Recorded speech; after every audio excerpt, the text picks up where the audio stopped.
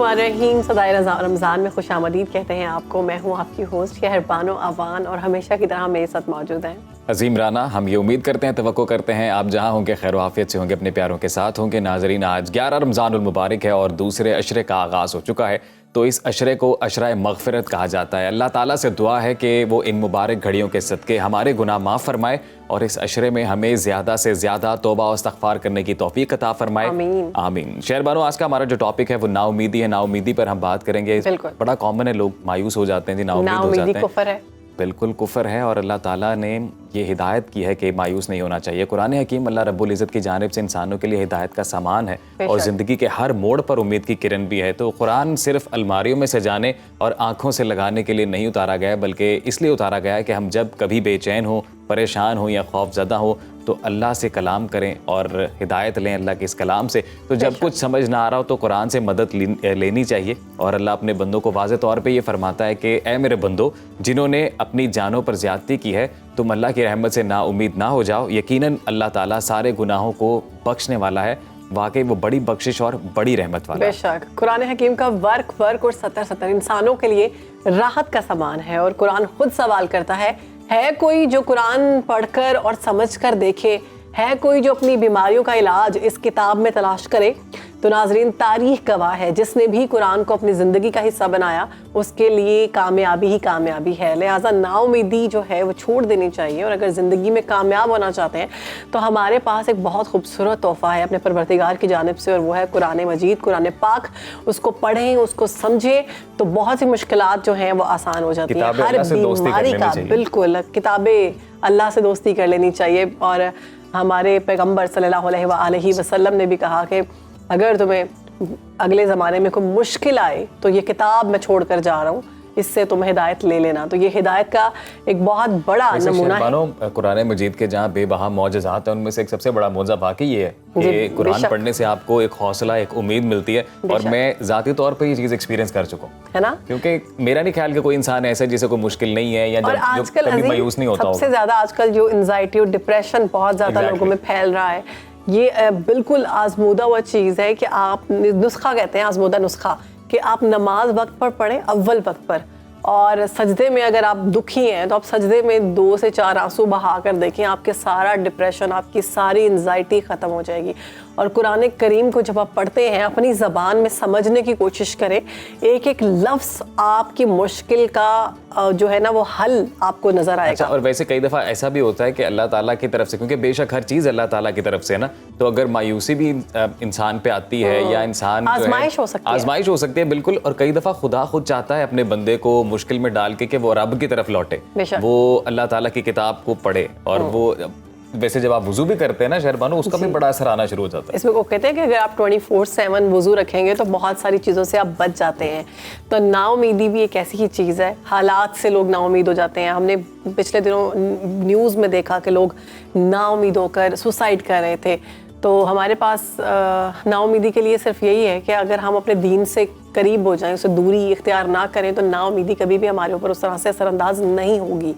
تو کوشش کریں کہ آپ قرآن کریم کو سمجھیں. اور پھر ہم دوسرے عشرے میں، تو دوسرا شاہ ویسے مغفرت کا ہے، تو اس عشرے میں تو ویسے ہی زیادہ سے زیادہ کوشش کریں قرآن مجید پڑھیں اور اللہ تعالیٰ سے دعا کریں کہ اللہ تعالیٰ ہم سب کے گناہوں کو معاف فرمائے. اور نا امیدی کوئی ایسی چیز نہیں ہے کہ جو آپ کانسٹنٹ آپ کے اندر رہے گی. اچھا، آپ تھوڑی سی اگر کوشش کرتے ہیں نا وہ ختم ہو جاتی ہے. بالکل، سب سے پہلے تو ڈپریشن آپ کے بیسیکلی، اگر ان کو سادہ الفاظ میں کہوں تو وہ آج کل ڈپریشن کی صورت اختیار کر جاتی ہے. تو ڈپریشن آپ کا ختم ہو جاتا ہے جب آپ پروردگار سے گفتگو کرتے ہیں نا.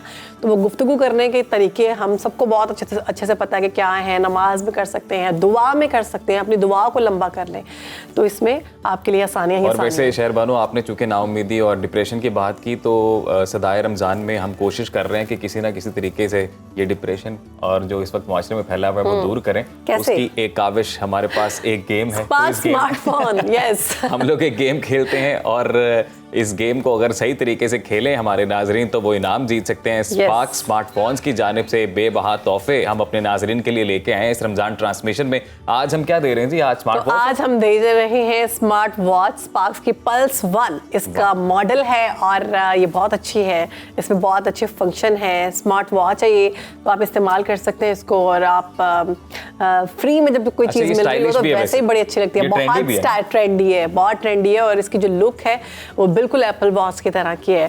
تو کیا بات ہے, اور کیا چاہیے آپ کو. ایک سوال کا آپ نے چھوٹا سا جواب دینا ہے, تو آپ میرے خیال سے موبائل آپ کے ہاتھ میں ہوگا جو لوگ دیکھ رہے ہیں, ٹیلی فون نمبر اسکرین پر آتا ہے جی ہمارا, آپ فوری طور پر کال ملانا شروع کر دیا کریں آپ. تو کالر ہمارے ساتھ ہیں جی, کون بات کر رہے ہیں, کہاں سے؟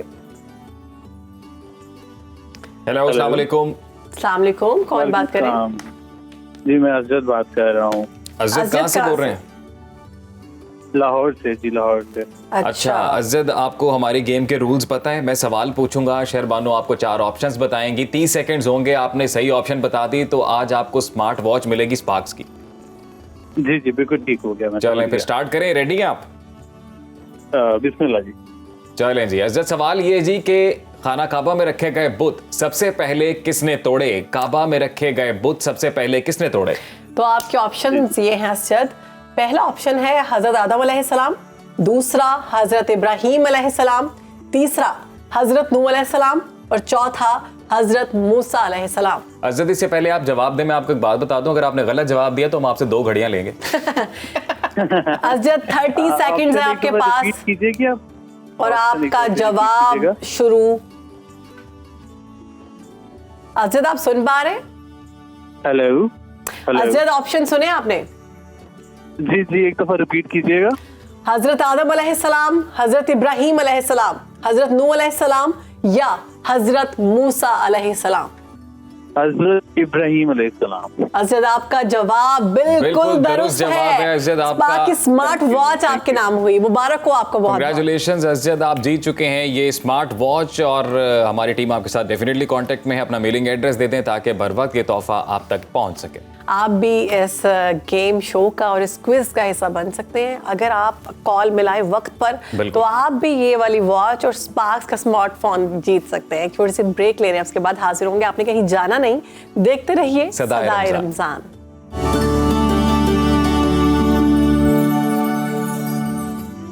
صدائے رمضان میں خوش آمدید کہتے ہیں. نبوت کے 7ویں سال جب سرزمین عرب پر توحید الہی کا پیغام عام ہونے لگا تو جہالت میں ڈوبے قریش مکہ نے مسلمانوں کا مکمل بائیکاٹ کر دیا. تاریخ میں اس واقعے کو شیب ابی طالب کے نام سے یاد کیا جاتا ہے. ایک طرف قریش مکہ کا جھوٹی طاقت کا زم تھا تو دوسری طرف توحید رسالت پر یقین محکم رکھنے والے مسلمان تھے جو نبی آخر الزمان صلی اللہ علیہ وآلہ وسلم کا مکمل ساتھ دینے کا فیصلہ کر چکے تھے. تو اسی عظیم تاریخی واقعے پر روشنی ڈالیں گے. ہمارے ساتھ موجود ہیں قرآنک اسٹڈیز کے اسپیشلسٹ جناب عبدالسلام عارف صاحب. عبدالسلام صاحب, اوور ٹو یو سر. جی بہت شکریہ سر. بسم اللہ الرحمن الرحیم. اللہم صلی علی سیدنا محمد وعلی آلہ و صحابہ و بارک وسلم.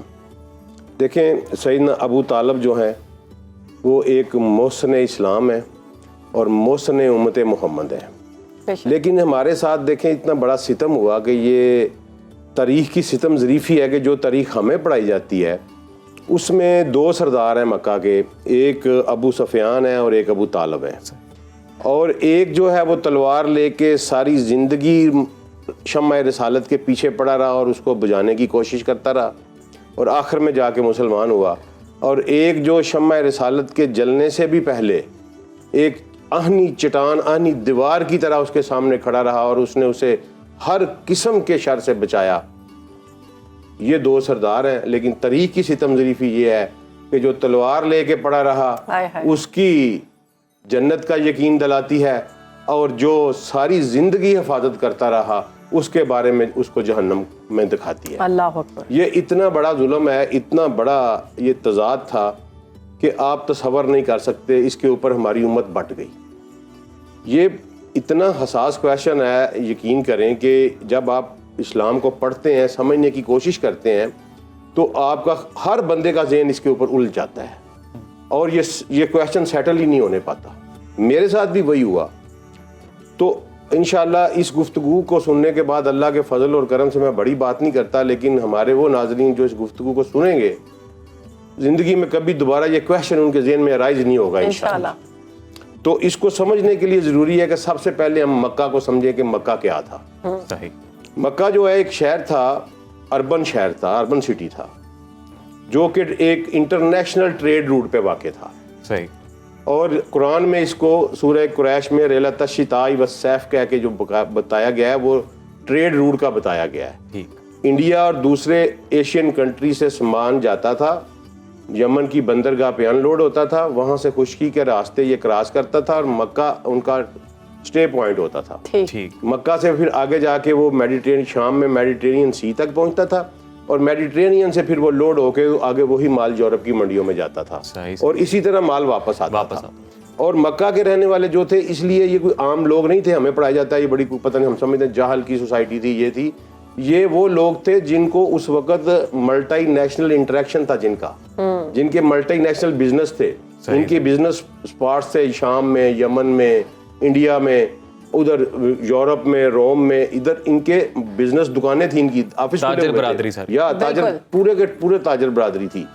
تو یہ ایک طرف سے سامان لے کے آتے تھے، سردیوں میں جو ہیں یہ جاتے تھے ٹورڈز یمن، اور گرمیوں میں ٹورڈز شام جاتے تھے۔ اس لیے یہ ایک یہاں جب نبی صلی اللہ علیہ وسلم کے جد امجد میں ایک نام آتا ہے قصی بن کلاب کا، تو قصی بن کلاب نے اس کو ایک سسٹم میں ڈالا، اس شہر کو انہوں نے گورننگ ماڈل ایک دیا۔ صحیح۔ اور وہ گورننگ ماڈل میں انہوں نے ایک دار الندوہ بنائی۔ دار الندوہ بنا کے جو مکہ کے قریش کی اولاد میں 12 قبیلے تھے نا، ان کو مختلف وزارتیں یا ڈپارٹمنٹ کہنے دے دیے۔ صحیح صحیح۔ ٹھیک ہے، اور اس شہر میں وہ دار الندوہ کے کچھ اصول بنا دیے۔ Chamber of commerce type? جی نہیں، یہ پارلیمنٹ ٹائپ، پارلیمنٹ ٹائپ بنائی، اور اس کے کچھ اصول طے کر دیے، اور بین کر دیا کہ کوئی باہر کا قبیلہ آ کے مکہ میں رہائش نہیں اختیار کر سکتا۔ صحیح۔ آج بھی جو ان پہ رواج چلتا ہے نا، یہ وہی رواج ہے کہ وہ شہریت نہیں دیتے، ہاں جی، تب بھی نہیں دیتے تھے۔ ٹھیک ہے، اور وہ جو 12 قبیلے تھے ان میں انہوں نے محکمے جب تقسیم کیے، تو پھر ہر محکمے، ہر قبیلے کی ایک ایک ذمہ داری بن گئی۔ اس میں سب سے بڑا جو ذمہ داری تھی یا معتبر سمجھی جاتی تھی وہ کعبے کی تولیت تھی۔ کعبے کی تولیت جو تھی وہ قصا نے اپنے پاس رکھی، پھر اس کے بعد ان کے بیٹے عبد مناف کے پاس آئی، پھر عبد مناف سے ان کے بیٹے ہاشم کے پاس آئی، ہاشم سے ان کے بیٹے عبد المطلب کے پاس آئی، عبد المطلب سے وہ ابو طالب کے پاس آئی، ابو طالب کے پاس بعد ابو لہب کو گئی، ابو لہب کے بعد عباس کو آئی۔ جب نبی صلی اللہ علیہ وسلم نے مکہ فتح کیا تو کعبہ کے متولی عباس تھے۔ صحیح۔ یہ میں نے آپ کو یہ ساری سیکوینس ایک بتا دیا۔ اس میں یہ ہوا کہ جب نبی کریم صلی اللہ علیہ وسلم کا ظہور ہوا تو اس وقت جا کے تو یہ بٹ گئے، صحیح، ایک دعوت دی اور اختلافات پیدا ہونے شروع ہو گئے، کچھ لوگوں نے مخالفت کی، کچھ نے صحیح کیا۔ ان کا ایک اصول یہ تھا دار الندوہ کا کہ دار الندوہ کا ممبر کون ہوگا، ہر قبیلے کا سردار ممبر ہوتا تھا، ٹھیک ہے، اور ممبر کے لیے ہونے کے لیے ضروری تھا 2 پری ریکوزٹ تھیں کہ وہ اپنے متعلقہ قبیلہ اس کو سردار چنے اور وہ اجتماعی دین یا اجتماعی نظام پہ قائم رہے۔ ٹھیک ہے، ٹھیک ہے جی، یہ جو مکہ کا اس وقت رائج ہے، یہ کرائٹیریا یا سمجھ لیں کہ حکومت کا اصول تھا یہ۔ خوبصورت، بچوں کی طرح سمجھایا آپ نے۔ تو اس میں ہر قبیلے ایک سردار مقرر کرتا تھا اور وہ سردار اپنے قبیلے کا ڈکٹیٹر ہوتا تھا۔ اسی میں یہ ایک اصول تھا کہ اگر کوئی، یہی دار الندوہ لینڈ آرڈر بھی کنٹرول کرتی تھی تو بڑے انصاف کے ساتھ کنٹرول کرتی تھی، اور اس میں یہ تھا کہ اگر کوئی ایسا فساد پیدا ہوئے، قبیلے کے اندر پیدا ہوئے، تو قبیلے کا سردار جو ہے نا وہ اس کا تدارک کرے گا اور اس بندے کو ایکسپیل کر سکتا ہے قبیلے سے۔ اور اگر کوئی اجتماعی لینڈ آرڈر یا فساد پھیل جائے تو دار الندوہ بیٹھ کے فیصلہ کرتی تھی اور اس کے بارے میں اس کو ایکسپیل کر دیتے تھے مکے سے۔ صحیح۔ یہ واقعہ ایک دفعہ ہوا کب کہ جب امیہ کی ہاشم سے، ہم اس پہ جاتے نہیں لیکن امیہ کی ہاشم سے جب لڑائی ہوئی تو دار الندوہ نے فیصلہ کیا امیہ کو مکے سے باہر نکال دیا۔ صحیح صحیح، ٹھیک ہے، اس کے بعد یہ چلتا رہا، ایک جس کو نکالتے تھے نا اس کو مباح کہہ دیتے تھے۔ مباح کا مطلب یہ ہے کہ اس کا قتل جائز ہو گیا ہے۔ اچھا، کہ وہ جو خاندان ہوتا تھا, جو قبیلہ ہوتا تھا, وہ کہتا تھا کہ میں نے یہ اپنا بندہ مباح ہمارا کر دیا, اب ہم اس کی دیت کلیم نہیں کریں گے, اس کا انتقام نہیں لیں گے. خود اپنی طور پہ بچتا ہے تو بچتا رہے, کوئی مار دے تو ہم کوئی اس پہ پرچہ درج نہیں ہوگا. صحیح. ٹھیک ہے, وہ خون معاف کر دیتے تھے, اس کو مباح کہتے تھے. اب یہ مجھے کہاں سے اس کی ٹپ ملی پتہ نہیں کیوں, آج تک تاریخ میں اس پہ غور ہی نہیں کیا گیا تھا. ہم سب نے پڑھا ہے کہ نبی کریم صلی اللہ علیہ وسلم جب طائف میں گئے, اور وہاں جا کے طائف میں کب گئے, جب اماں خدیجہ کا بھی وصال ہو گیا اور ابو طالب کا بھی وصال ہو گیا, مر گئے وہ دونوں. تو وہ نبی صلی اللہ علیہ وسلم طائف گئے. سب سے پہلے تو طائف کیوں گئے, ٹھیک ہے. اس کے بعد یہ ہے کہ وہ جب چلے وہ گئے طائف گئے, وہاں سے مشن ناکام ہوا. انہوں نے بات ماننے سے انکار, نہ صرف انکار کیا, نہ صرف توہین کی بلکہ تشدد کیا. بالکل. جب واپس آئے تو نبی صلی اللہ علیہ وسلم مکے سے باہر ٹھہر کے پناہ طلب کرتے ہیں. ٹھیک ہے, وہ اپنے غلام یا اپنے نوکر کو بھیجتے ہیں کہ سہیل بن عمر کو کہو کہ مجھے پناہ دے دے تاکہ میں مکے میں داخل ہو سکوں. سہیل بن عمر ایک ممبر تھا دارالندوا کا, بنو سہم سے. اچھا, وہ کہتا ہے جی میں نہیں دے سکتا. پھر وہ پیغام بھیجتے ہیں مطعم بن عدی کو, جو ان کے پردادا کی اولاد سے تھا, عبد مناف کی اولاد میں سے تھا. وہ مطعم بن عدی آتا ہے, اس کے بیٹے جوان تھے, وہ ہتھیار لگا کے آتا ہے اور نبی صلی اللہ علیہ وسلم کو اپنے ساتھ لے کے جاتا ہے, کعبے کے سین میں جاتا ہے اور اعلان کرتا ہے کہ میں نے اس کو پناہ دے دی ہے. یہ واقعہ کیوں ہوا, یہ موقع کیوں آیا, آپ کبھی سوچا ہی نہیں تھا. میں نے یہ سوچا کہ یار کیوں آیا یہ, آپ نبی صلی اللہ علیہ وسلم طائف سے واپس آ رہے ہیں, مکے میں یہ بات ہے 10 نبوی کی, ٹھیک ہے جی. مکے میں اس وقت علی بھی اندر موجود ہیں, جوان ہو چکے ہیں, 22 سال عمر علی کی بھی ہو چکی ہے. علی بھی اندر موجود ہیں, حمزہ بھی اندر موجود ہیں, عباس بھی اندر موجود ہے, ابو عبیدہ بن حارث بن عبد المطلب بھی اندر موجود ہے, ابو بکر بھی اندر موجود ہے, عمر بھی ہیں, بنو اسد کے جو ہیں وہ زبیر ہیں, اور بنو زہرہ سے عبد الرحمن بن عوف اور سعد بن ابی وقاص ہیں. یہ سارے جو بڑے بڑے خاندانوں کے لوگ تھے, یہ نبی صلی اللہ علیہ وسلم کو مانتے ہیں, لیکن نبی صلی اللہ علیہ وسلم ان کی پناہ کیوں نہیں طلب کرتے. نبی صلی اللہ علیہ وسلم یہ کیوں نہیں کہہ رہے کہ حمزہ کو لے کے آؤ اور مجھے لے جائے اندر, صحیح, یا علی کو بلا لو, عمر کو بلا لو, ابو بکر کو, کسی کو نہیں کہتے. وہ کسی دارالندوا کے ممبر کی پناہ طلب کرتے ہیں. دس از دا بگ کویسچن.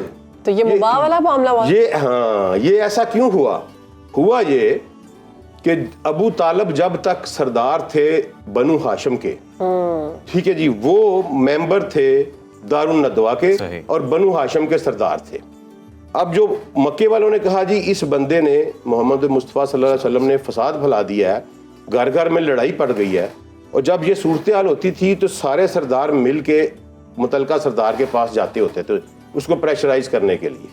تو وہ لوگ جناب گئے ابو طالب کو پریشرائز کرنے کے لیے, ایک دفعہ گئے, ان کو جا کے آفرز کی کہ اپنے بھتیجے کے کہو کہ حکومت چاہیے یار وہ لے لے, دولت چاہیے وہ لے لے, کوئی لڑکی خوبصورت چاہیے وہ لے لے, اللہ اکبر, جو چاہتا ہے لے لے, لیکن یہ جو لا الہ الا اللہ والے بات ہے نا یار, یہ کرنا چھوڑ دے. ہمارے بڑے بروں کو برا کہتا ہے وہ کافر تھے, وہ مشرک تھے. تمہارے باپ کو بھی گالی دیتا ہے, میرے باپ کو بھی گالی دیتا ہے.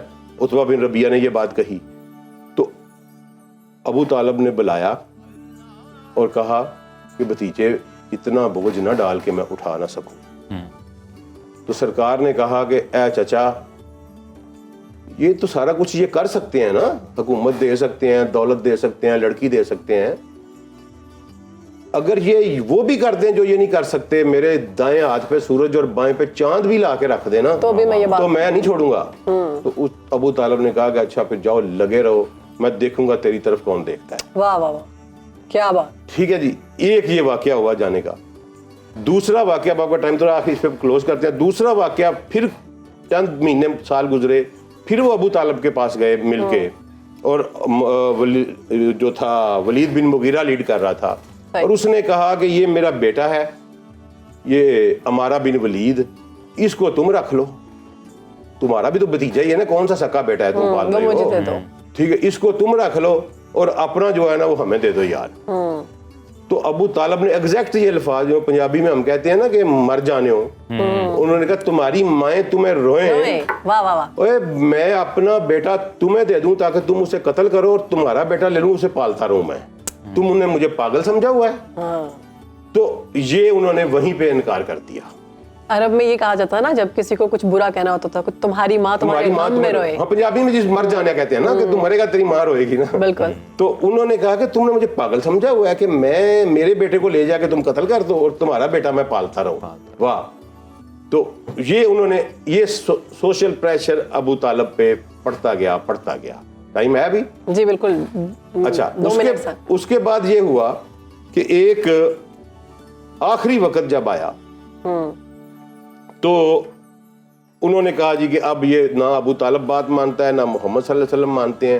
تو پوری دار الندوہ اکٹھی ہوئی. انہوں نے کہا جی کہ بنو ہاشم کا بائیکاٹ کر دو. بائیکاٹ کر کے ان کو دھکیل دیا شعب ابی طالب میں.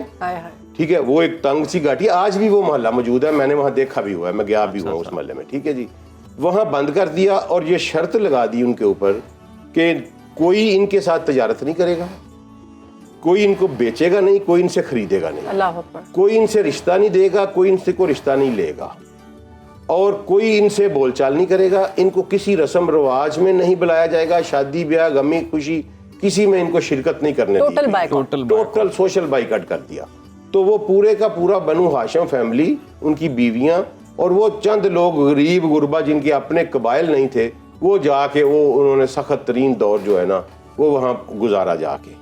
اب ابو طالب کے ایمان کی بات جو ہے نا جی، کیا بات، اس پہ کل بات کریں گے. ٹھیک ہے. تھوڑی سی ڈیٹیل میں بات کرنی پڑے گی. ٹھیک ہے نا. یہاں تک آپ سمجھ لیں کہ اس وقت جب شعب ابی طالب میں تھے تو ابو طالب رات کو اٹھ کے تو محمد کا بستر بدل دیا کرتے تھے اور اس بستر کے اوپر اپنے بیٹے سلایا کرتے تھے کہ تاکہ اگر کوئی مارنے کے لیے آئے تو میرا بیٹا مر جائے، یہ بچ جائے، میرے رسول بچ جائے، اور یہ میرا کوئی بیٹا قتل ہوتا ہے تو قتل. سبحان اللہ، سبحان اللہ. بہت خوبصورت انداز میں آپ نے یہ واقعہ بتایا. اور ابھی کل انشاءاللہ کل اگلے پروگرام میں بالکل یہ ہم کنٹینیو رکھیں گے ڈسکشن. بہت شکریہ آپ نے آج وقت نکالا. تو یہاں پر بریک لیتے ہیں جی. بریک کے بعد واپس آئیں گے. کہیں مت جائیے گا، دیکھتے رہیے صدائے رمضان.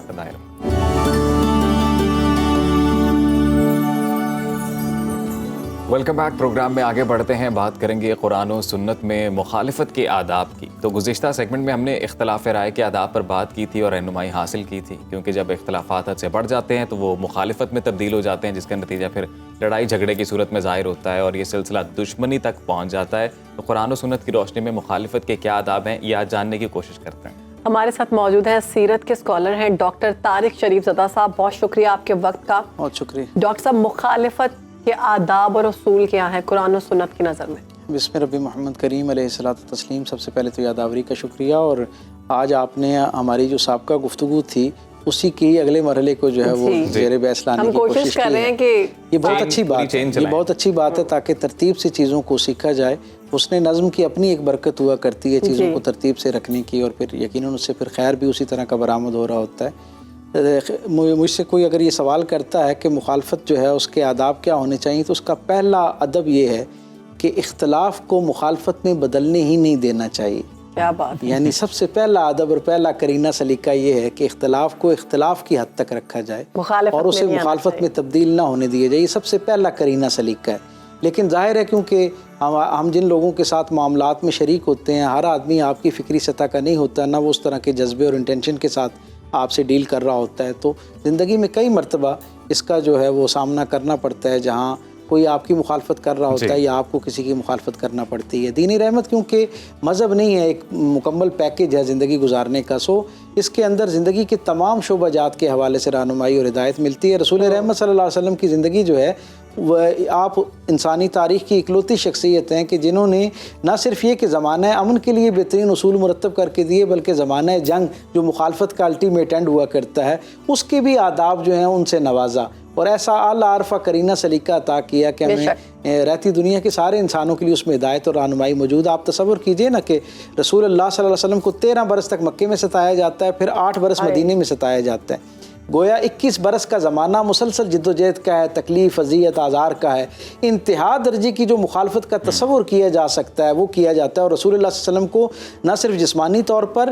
ذہنی طور پر، نفسیاتی طور پر، سماجی طور پر، معاشی طور پر، ہر اعتبار سے جو ہے وہ ان کی مخالفت کی جاتی ہے اور ان کے گرد زندگی کا دائرہ تنگ کرنے کی کوشش کی جاتی ہے. لیکن پھر تاریخ ہمیں بتاتی ہے کہ جب اللہ کی نصرت کے ساتھ رسول رحمت صلی اللہ علیہ وسلم مکے کے قریب آ کے لنگر انداز ہوتے ہیں اور فتح مکہ کا مرحلہ درپیش ہوتا ہے، تو رسول اللہ صلی اللہ علیہ وسلم عصر کی نماز کے بعد اپنے وادی ذی طویٰ جو بالکل مکے کے قریب ہے، اس کے ساتھ جڑی ہوئی وادی تھی، وہاں پر اپنے اصحاب کو کہتے ہیں یہاں خیمے لگا لیں. وہ کہتے ہیں یا رسول اللہ ہم تو 8 برس سے اپنے گھروں کو دیکھنے کو ترس رہے ہیں، تو آج تو اب تو ہم مکے کے بالکل دہانے پر ہیں، تو آپ ہمیں اجازت دیجیے تاکہ ہم مکے میں داخل ہوں اور وہاں جا کے اپنے بدلے لیں اور اپنی جو مخالفت جو ہم سے کرتے رہے، جو ہمیں اذیت دیتے رہے، ان کے ساتھ اپنا حساب برابر کریں. رسول اللہ صلی اللہ علیہ وسلم فرماتے ہیں کہ رات قریب ہے اور رات کے اندر یہ یعنی اس کا ایک بنیادی عنصر ہے کہ یہ اپنے ساتھ خوف لے کر آتی ہے، اور جب آپ مغلوب ہو رہے ہوں اور مغلوب بھی اس سے ہو رہے ہوں جس کی آپ نے اتنے لمبے عرصے تک مخالفت کر رکھی ہو، جب وہ آپ پر غالب ہونے جا رہا ہوتا ہے تو خوف کئی گنا بڑھ جاتا ہے. رات اس خوف کو اور کئی گنا بڑھا دے گی، اس لیے آج کی رات ہم یہاں وادی ذی طویٰ میں ہی رہیں گے اور بغیر کسی کے دل میں خوف پیدا کیے ان کی مخالفت کا جواب اس انداز میں دیں گے کہ صبح سورج کی روشنی میں وہاں داخل ہوں گے. اور پھر جب داخل ہونے لگے تو تاریخ بتاتی ہے کہ حضور نے صبح و فجر کی نماز کے بعد اصحاب کو اکٹھا کیا اور ایک خطبہ دیا. میں سمجھتا ہوں دنیا بھر کے سارے لوگ جنہیں مخالفت کا معاملہ درپیش ہو، وہ روایتی گفتگو کے درجے پر ہو یا جنگ و جدل کی عملی صورتحال کے ساتھ آپ کی زندگی میں وہ مرحلہ داخل ہو، اجتماعی زندگی ہو یا انفرادی زندگی ہو، رسول اللہ صلی اللہ علیہ وسلم کا وہ جو بیانیہ، وہ خطبہ، ہدایت نامہ جو ہے وہ ساری دنیا کے لیے روشنی کا مینار ہے. حضور فرماتے ہیں، حضور نے کہا اب ہم جس شہر میں داخل ہونے جا رہے ہیں نا، ان لوگوں نے ہماری بڑی مخالفت کر رکھی ہے، میں جانتا ہوں، مجھ سے بہتر کون جانتا ہے تمہیں انہوں نے کس طرح اذیت دے رکھی ہے، اور تم سب اس بات پر گواہ ہو کہ انہوں نے مجھے کتنی اذیت دے رکھی ہے. لیکن اس کے باوجود ہم بدلہ لینے کے لیے نہیں آ رہے، ہم ان کی مخالفت کا جواب مخالفت سے دینے کے لیے نہیں آ رہے، بلکہ ہم اللہ کا پیغام رحمت جو ہے وہ لے کر ان کی طرف آ رہے ہیں. سو کیا کرنا ہے، جس شخص نے اپنا ہتھیار جو ہے وہ اپنے میان کے اندر رکھا ہوا ہے، یعنی تلوار باہر نہیں نکالی ہوئی، اس کے اوپر حملہ نہیں کرنا ہے. جو راستہ نہ روکے اس پر حملہ نہیں کرنا. جو ہماری آنکھوں میں آنکھیں چار نہ کرے اس پر حملہ نہیں کرنا ہے. سرکار فرماتے ہیں اس مکہ جو ہے یہ امن کا شہر ہے، اس کی خواتین پر حملہ نہیں کرنا، بچوں پر حملہ نہیں کرنا، بوڑھوں پر حملہ نہیں کرنا،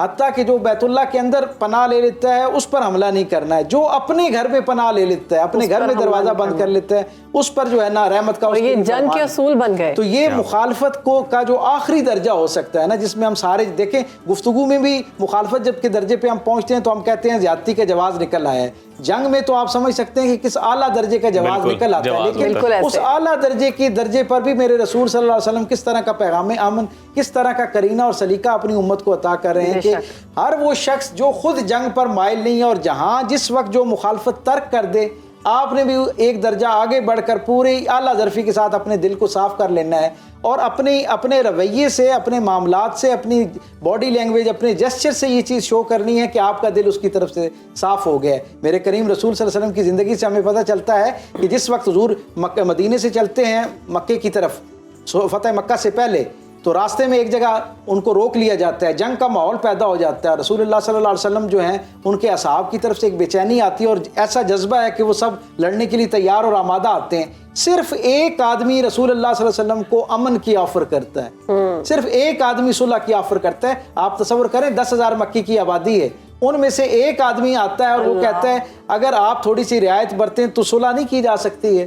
میرے کریم آقا اپنے سارے اصحاب کا جذبہ بھی ایک طرف دیکھنے کے باوجود، مکے والوں کی مخالفت، ان کی دشمنی دیکھنے کے باوجود، ایک آدمی کی آواز صلح کے اوپر حضور لبیک کہتے ہیں اور کہتے ہیں ٹھیک ہم آپس میں صلح کرتے ہیں. اور نہ صرف صلح کرتے ہیں، وہاں سے اپنے اندر، مکہ تو حضور کا آبائی شہر تھا، حضور کے آباء و اجداد نے آباد کیا تھا، حضور کا اپنا ذاتی گھر وہاں موجود تھا، حضور کو اس گھر میں، اس شہر میں داخل ہونے سے کون روک سکتا تھا. لیکن صرف مخالفت کا جواب مخالفت سے نہ دینا، اس کی عملی تصویر پیدا کرنے کے لیے رسول اللہ صلی اللہ علیہ وسلم وہاں سے اپنے اصحاب کو ساتھ لیتے ہیں. عمرے کا جذبہ لینے کے باوجود، نیت ارادہ ہونے کے باوجود حضور وہاں سے واپس جاتے ہیں. اور پھر اس کا اجر کیا ہوتا ہے صلح کا، جس کے اوپر اصحاب نے بھی بعد میں حضور کی بارگاہ میں عرض کیا کہ سرکار یہ تو ہم بالکل غالب تھے اور ہمیں یہاں سے واپس نہیں جانا چاہیے تھا، اس سے تو ہماری کمزوری ان پر ثابت ہوگی. ہمارے جو مخالفین ہیں وہ جو ہے وہ ہم پر آوازیں کسیں گے اور کہیں گے کہ ہم سے ڈر کے گویا واپس چلے گئے.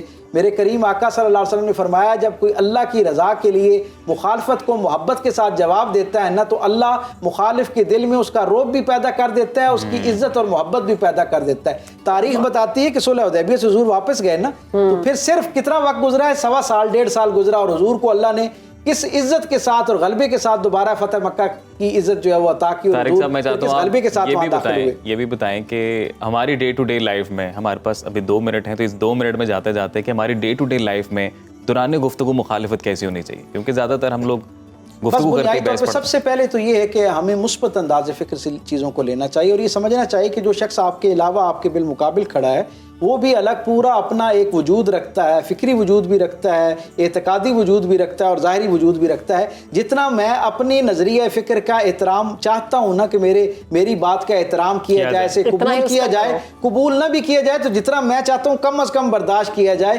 اتنا جب ہم مخالفین کی باتوں کو نظر انداز کر کے برداشت کرنا شروع کر دیں گے تو یہ جو اختلاف رائے ہے مخالفت کے درجے پہ نہیں جائے گا. ہمارا المیہ یہ ہے کہ ہم اپنے معاملات کے اندر, یعنی ہمارا نقطہ آغاز ہی نقطہ اختلافی مخالفت سے شروع ہوتا ہے. تو معاشرے کے اندر ان رویوں کے حوالے سے بہت بچپن سے ہمیں کاؤنسلنگ کرنی چاہیے. ہمارے پاس وقت بہت کم ہے, 1 منٹ. عدم برداشت کے بارے میں سادہ سی بات یہ کہ یہ آپ کی جو تربیت کے اندر یہ جو خوبی ہے نا, یہ بہت ابتدائی دنوں میں آنا ہوتی ہے. جب بچے دیکھتے ہیں نا کہ باپ اپنی بیوی یعنی بچوں کی والدہ کی بات پر فوراً فلیئر اپ ہو جاتا ہے اور چھوٹی سی بات کے اوپر بہت زیادہ غم و غصے کا اظہار کر رہا ہوتا ہے, شاؤٹ کر رہا ہوتا ہے, بعض دفعہ دست درازی کر رہا ہوتا ہے. آپ تصور کر سکتے ہیں کہ وہ بچے جنہوں نے کئی برس 20-22 برس اپنے باپ کو اپنی ماں کے ساتھ اس سلوک میں دیکھا, اور 2 طرفہ بات ہے کہ ماں کی طرف سے باپ کے ساتھ ایسی بد زبانی کرتے ہوئے دیکھا ہو, کیا آپ سمجھ سکتے ہیں کہ ان بچوں سے جو ہے وہ برداشت کی توقع کی جا سکتی ہے؟ بالکل ایسے ہے. بہت شکریہ ڈاکٹر صاحب, بہت زبردست گفتگو کا سلسلہ جاری ہے, اور ہم اس خوبصورت دین سے تعلق رکھتے ہیں جو ہمیں مخالفت کے بھی اصول بتاتا ہے. ایک بریک لے رہے ہیں اس بات پر.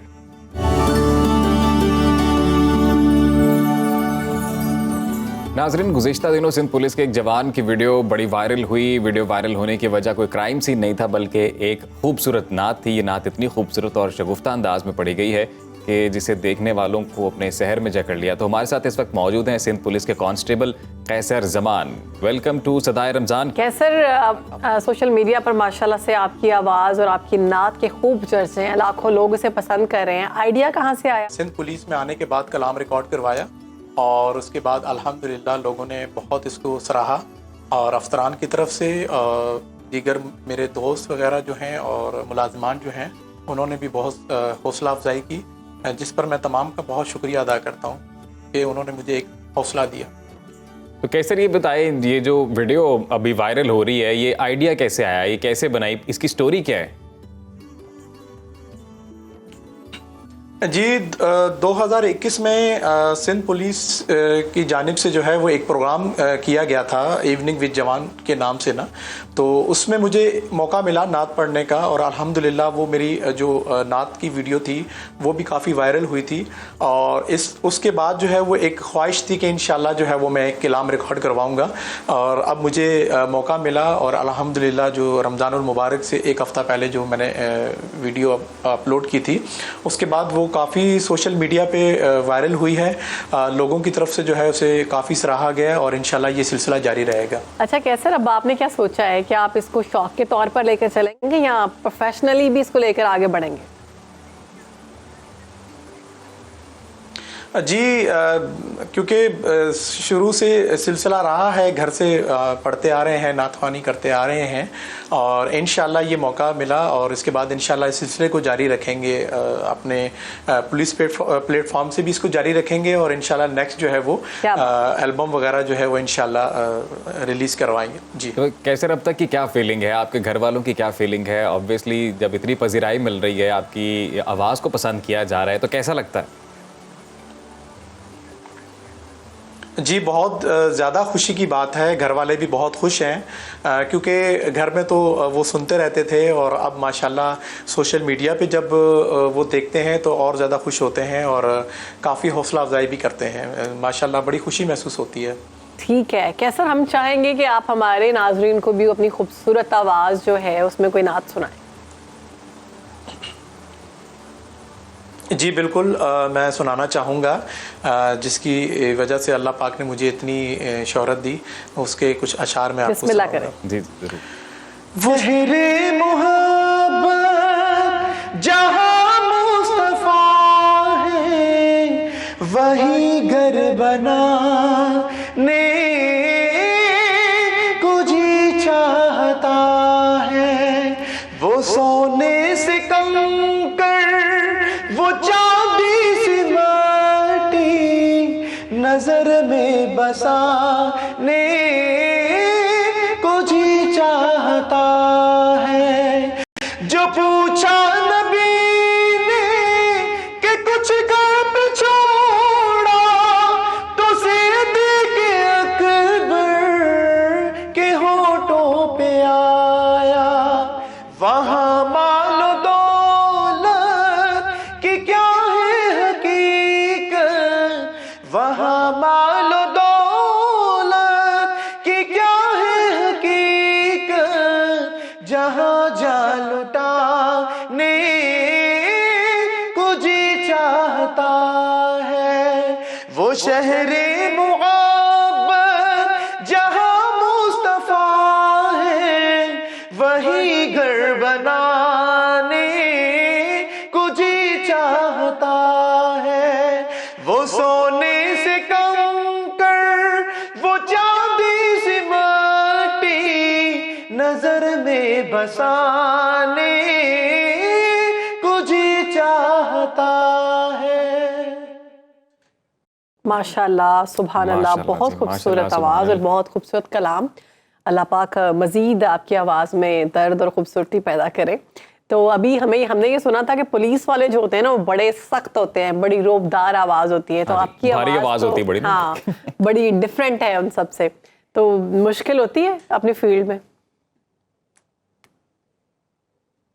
نہیں، سب ایک جیسے نہیں ہوتے، حالات کی بنسبت کچھ ایسی معاملات ہوتے ہیں جہاں سختی بھی ضروری ہوتی ہے، ظاہر سی بات ہے، اور کوشش یہی رہی ہے کہ انشاءاللہ عوام کے ساتھ، اپنے لوگوں کے ساتھ ایک اچھا رویہ رکھا جائے، اور اپنے دیگر دوستوں سے بھی یہی ریکویسٹ ہے کہ وہ بھی عوام کے ساتھ ایک اچھا تعلق قائم رکھیں، اور عوام سے بھی گزارش ہے کہ وہ بھی خدارہ ہمیں جو ہے اتنا برا نہ سمجھا کریں، ہم بھی آپ میں سے ہی ہیں، تو انشاءاللہ یہ ہے کہ پولیس اور عوام ساتھ ساتھ ہیں انشاءاللہ۔ یہ آپ نے بڑی اچھی بات کی، پولیس اور عوام ساتھ ساتھ ہیں۔ کیسر ویسے جو پروفیشن ہے آپ کا، اس میں یقیناً عوام کی خدمت اولین فرض ہے، تو عوام کی خدمت کرتے بھی خوشی محسوس ہوتی ہے، پھر دوسری جانب آپ کلام بھی پڑھتے ہیں، تو وہ بھی ایک خوشی کی بات ہے۔ ویسے موازنہ تو نہیں کرنا چاہیے، لیکن for the sake of question کہ زیادہ خوشی کون سے کام میں ہوتی ہے؟ جی، انسانیت کی خدمت میں بھی بہت زیادہ خوشی ہے، اور فرض کی ادائیگی بہت ضروری ہے، ظاہر سی بات ہے۔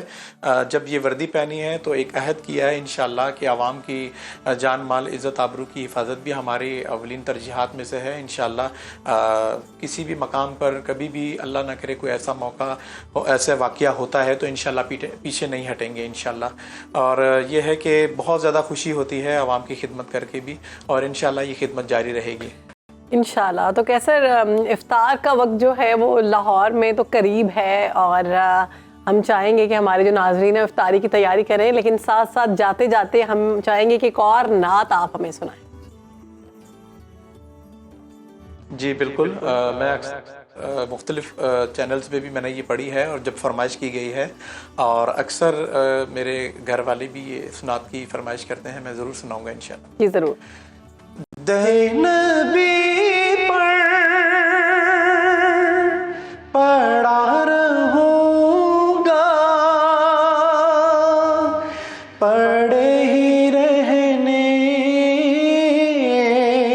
سے کام ہوگا،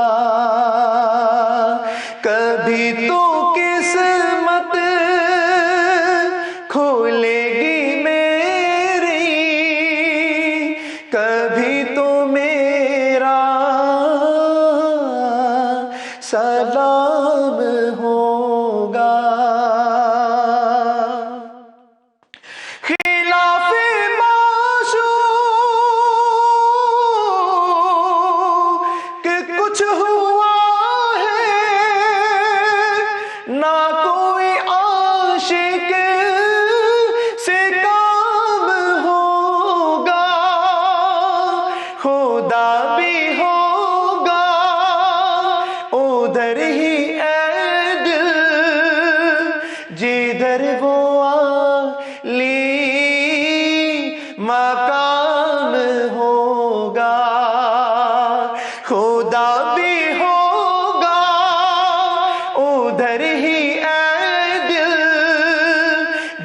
اگر وہ عالی مقام ہوگا،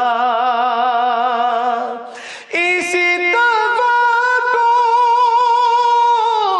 پہ جی رہا ہوں، یہی تمنا جلا رہی ہے، نگاہ لطف و کرم نہ ہوگی تو مجھ کو جینا حرام ہوگا، در نبی پر پڑا رہوں گا، پڑے ہی رہنے سے کام ہوگا۔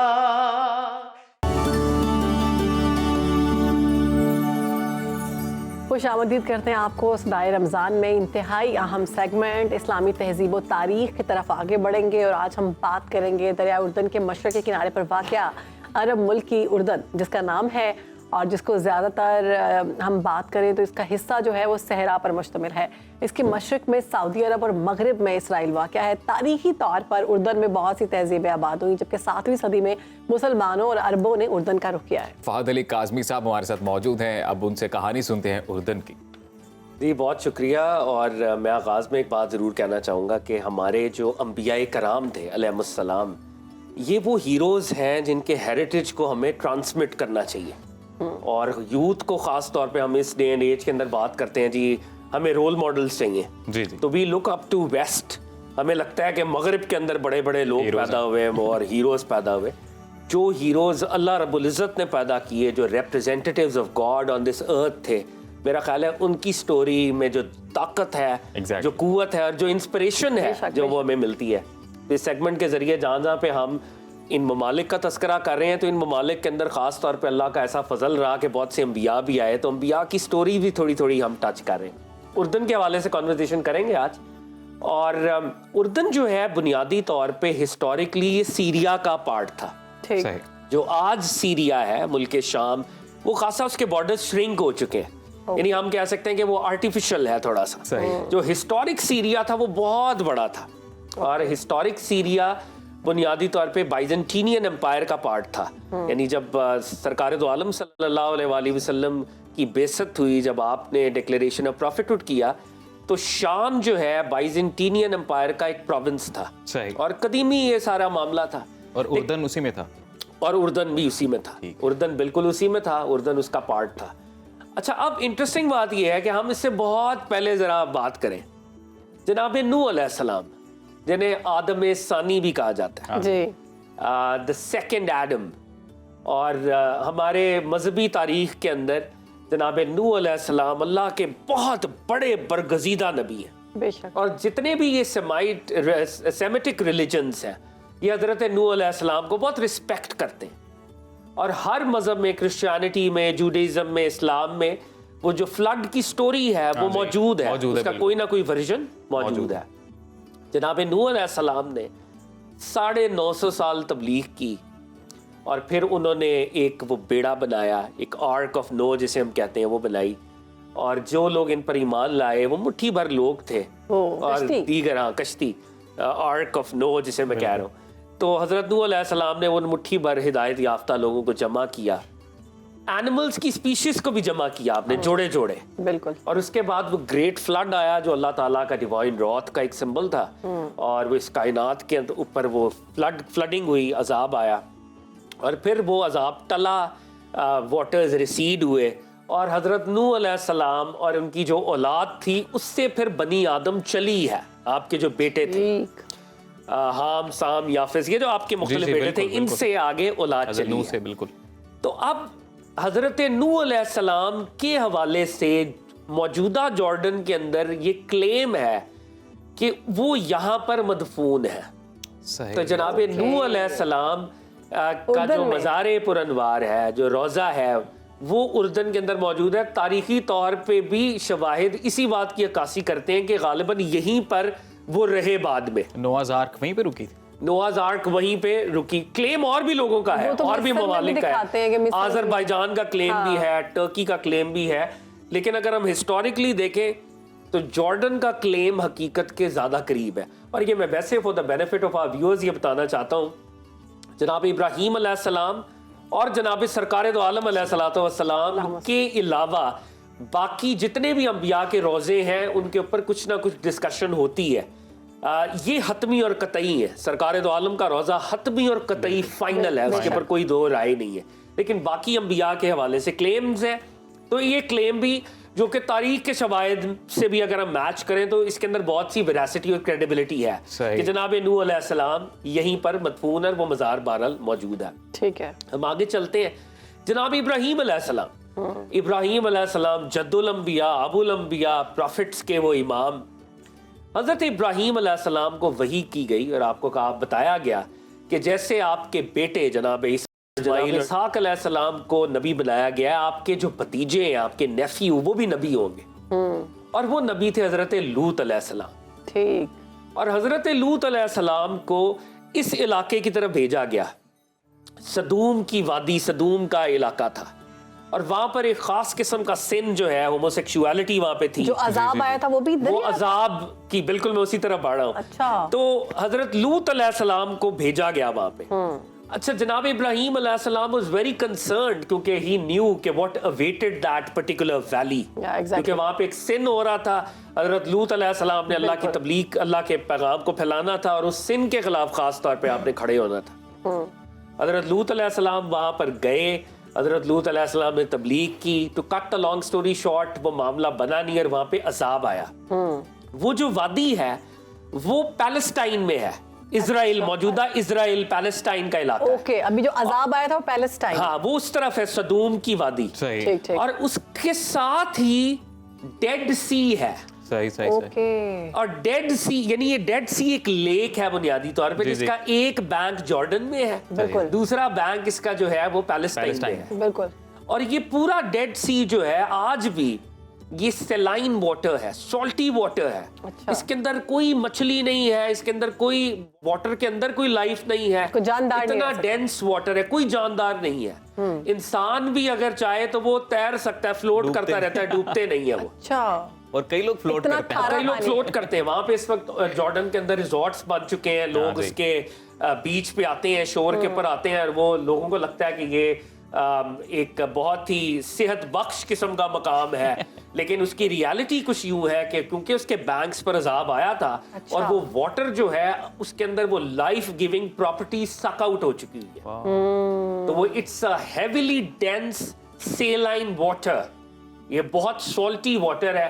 اور اگر ہم مذہبی اینگل سے دیکھیں تو ٹو این ایکسٹینٹ, سمجھا دیں, سوری آسان الفاظ میں بھی سمجھائیں. جی میں یہ عرض کر رہا تھا کہ وہ بہت زیادہ اس میں آپ سمجھے کہ نمک کا جو کانٹینٹ ہے, کھارا پانی ہے, اور آپ ڈوبتے نہیں ہیں. ڈینسٹی اس پانی کی, یعنی پانی کثیف ہے, کثافت بہت زیادہ ہے. ٹھیک. تو اس لیے اس کو ڈیڈ سی کہتے ہیں. تو وہ ہے تو ایک لیک بہت بڑی, مگر وہ ڈیڈ سی وہ بھی جارڈن میں ہے.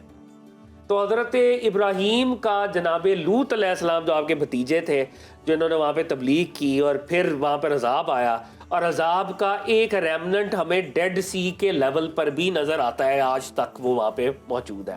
ٹھیک ہے. اچھا, ہم تھوڑا سا اور آگے چلیں. ہماری مذہبی تاریخ کے اندر جیسے ہم نے جناب موسیٰ علیہ السلام کی بات کی, جناب موسیٰ علیہ السلام بھی جب مصر سے نکلے, وہ ریڈ سی انہوں نے اپنے عصا کے ساتھ 2 لخت کیا, اپنی پوری وہ قوم کو لے کے وہاں سے نکلے, پاس اوور ہوا. تو الٹیمیٹلی فلسطین کے علاقے کی بات ہو رہی تھی نا, یہ فلسطین, اردن, شام, یہ ایک علاقہ تھا اس وقت, پرومس لینڈ. یہ تھا پرومس لینڈ. تو پیلسٹائن اور جارڈن بھی اس کے ساتھ بالکل ایڈجسٹنٹ تھا. تو جناب موسیٰ علیہ السلام وہاں جانا چاہتے تھے, وہاں وہ جا نہیں سکے. تو اردن کے اندر, موجودہ اردن کے اندر ماؤنٹ نیبو کے اوپر سامنے سے 1-2 کلومیٹر یا چند کلومیٹرز کا فاصلہ تھا, جو کہ جہاں پہ فلسطین کی حدود شروع ہوتی تھی. تو آپ وہ دیکھ رہے تھے, اور آپ کو وحی ہوئی کہ آپ کا وصال کا وقت ہے. تو جناب موسیٰ علیہ السلام ماؤنٹ نیبو جو کہ جارڈن میں ہے, اور ان کا روضہ جو ہے وہ وہیں پر ایگزسٹ کرتا ہے. تو جناب موسیٰ علیہ السلام بھی وہیں پہ ہیں. اب آپ کے ہم مذہبی لٹریچر کے اندر دیکھیں تو the story of 7 sleepers بڑی مشہور ہے. ہاں جی, سونے والے ہمارے ہاں اصحاب کہف کے نام سے سورہ کہف جو ہے یہ نازل ہوئی ہے, سورہ کہف کا معاملہ. پروفٹ صلی اللہ علیہ وسلم سے باقاعدہ سوال بھی کیا گیا تھا اس حوالے سے, اور جب وحی آئی تو پروفٹ صلی اللہ علیہ وسلم نے ان سوالات کے جوابات بالکل جواب دیا. تو یہ جو اصحاب کہف کی غار ہے یہ بھی جارڈن میں ہے. اچھا. اور یہ وہ لوگ تھے 7 اللہ والے نوجوان اس دور میں. دقیانوس, یہ جو دقیانوس ویسے تو اولڈ کو ہم کہتے ہیں, دقیانوس ایک حکمران کا اصل میں نام تھا. اچھا. تو دقیانوس کے دور کے یہ لوگ تھے. دقیانوس جو تھا وہ بت پرست تھا, پیگن تھا, اور یہ لوگ اس دور کا جو اسلام جو کہ کرسچینٹی جناب عیسیٰ علیہ السلام کے یہ ماننے والے تھے, تو انہوں نے اس بت پرستی کے خلاف جو ہے وہ یہ ان کا سارا معاملہ تھا, یہ بت پرستی کے خلاف کھڑے ہوئے تو وہ ان کے خلاف ہو گیا. تو انہوں نے پناہ لیے غار کے اندر, اور غار کے اندر اللہ تعالیٰ نے پھر ان کے اوپر نیند کو طاری کر دیا. اور پھر قرآن کے مطابق یہ فور رفلی 300 ایئرز تک یہ سوتے رہے ہیں. اللہ اکبر. اور 300 سال بعد یہ جاگے. اس وقت زمانہ بدل گیا تھا, تبدیلی آ چکی تھی, سکے بدل چکے تھے. وہ سارا معاملہ ہمارے ریلیجس ٹریڈیشنز کے اندر موجود ہے. اصحاب کہف کی وہ غار بھی ادھر موجود ہے جارڈن کے اندر. یہ اتنا وہ رچ کنٹری ہے. اور میں آپ کو بتاتے چلوں قرآن کے اندر غار موجود ہے, اور آف کورس ان ہستیوں کا وصال ہو گیا تھا, پھر ان کی تدفین ہوئی تھی, تو وہ ان کی گریوز ہیں اب تو وہاں پہ. تو اللہ رب العزت نے وہاں پہ باقاعدہ جیومیٹرکلی اللہ رب العزت نے کہا ہے کہ سورج کی جو شعائیں ہیں وہ غار کے اندر نہیں آتی, وہ میٹافورکلی وہ آیات موجود ہیں قرآن کی. تو یہ جو غار ہے, جب ہم سورج کو دیکھتے ہیں سورج کی لائٹ اس طرح سے اندر نہیں آتی جب ڈے جو ہے چینج ہوتا ہے. یعنی وہ جو سائنس کی بات ہے وہ اس غار کے ساتھ جیوگرافکلی پوری ہوتی ہے. کیا بات ہے. جارڈن کے اندر جو آخری بات ہے جو میرا خیال ہے ہم کل کریں گے, جو بہت امپورٹنٹ ہے, ویورز کی دلچسپی کا باعث ہوگی. جارڈینین گورنمنٹ نے ایک ریلک کو ڈسکور کیا ہے, اور اس ریلک کو انہوں نے کہا ہے دا لاسٹ لیونگ صحابی, آخری زندہ صحابی. اور وہ زندہ صحابی جو ہے, جو کہ ایک ریلک ہے, وہ جارڈن کے اندر موجود ہے.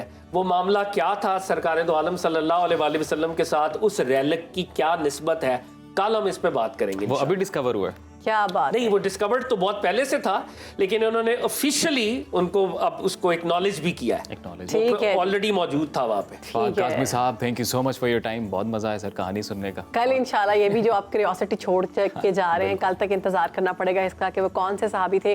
ابھی ہمیں اجازت دیجیے, ہمارے افطار نشریات سے انشاءاللہ کل آپ سے ملاقات ہوگی. اپنی دعاؤں میں ہمیں یاد رکھیے گا.